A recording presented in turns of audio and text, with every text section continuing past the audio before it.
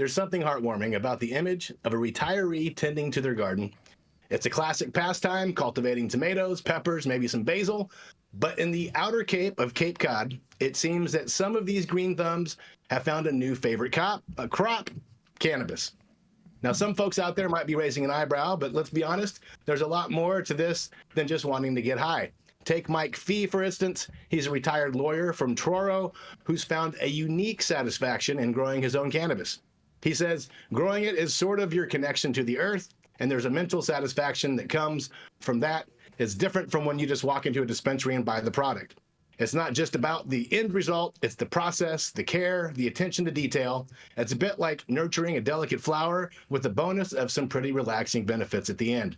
It's not like these homegrown efforts are putting the local cannabis shops out of business. Zachary Mint, who owns the Piping Plover dispensary in Wellfleet, draws a comparison to homebrewed beer. Sure, people can make it themselves, but it doesn't mean they're not going to head to the store to grab a six-pack. In fact, he welcomes the trend, noting that the hobby helps to destigmatize cannabis, especially among the older generation. Mint points out that about 20% of his customers are over the age of 65, busting the stereotype that old folks don't like pot. Now, for some of these gardeners, like Wellfleet's Will Sullivan, growing cannabis has become a way to rekindle an old love affair. Sullivan, a retired lawyer, took up the hobby after Massachusetts legalized home cultivation in 2018. He's not just in it for the relief of aches and pains, though it is a big draw for many, but for the sheer fun of it. As he puts it, once the plant catches hold, they just fly. And when the harvest time comes around, he invites friends over for a little get-together where they pick buds off the plants and store them in jars. It's as much about the camaraderie as it is the crop. But not everyone is in it purely for the responsible adult use. Take Helen Miranda Wilson, an artist and former select board member in Wellfleet. She started growing her own cannabis because of severe hip pain. For her, it was about ensuring the quality of what she was consuming. It's no bugs, no hairs, no pesticides, no mysteries, she says. I want it to be really sure what stuff I'm taking into my body doesn't have pesticides used on it. And that's a sentiment shared by many senior cultivators who want to know exactly what they're putting into their bodies. What's really interesting here is the sense of community that's grown out of this.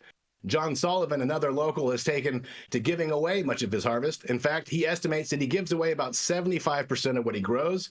He generously has earned him quite a following, with friends joking that he could win a spot on the select board in a landslide if he ever ran.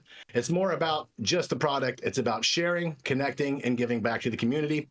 This is the way it should be across the country, in my opinion. Cannabis is more of a nutraceutical than a drug, and Americans should be able to buy it from farmers markets directly from the cultivators. Folks like John here are American heroes in my eyes in their own right, contributing to the wellness of their neighbors in a very hands-on way. And if I had to vote, I'd vote for John too. I'm Stone Slade reporting for the High at 9 News.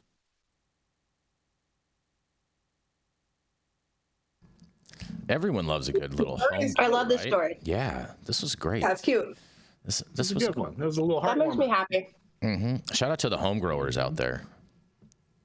Yeah. That's how I ended up consulting on Marin's regulations. Is I was at a guiding race, and this woman's talking to me randomly and asking me what I do this older, like my mom's age, a little older than that.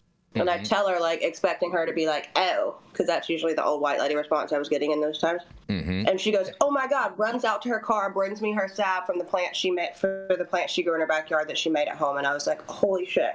Mm-hmm. So it turns out she was on city council there. So it was a really cool situation. I love to see the boomer generation doing this. Mm-hmm.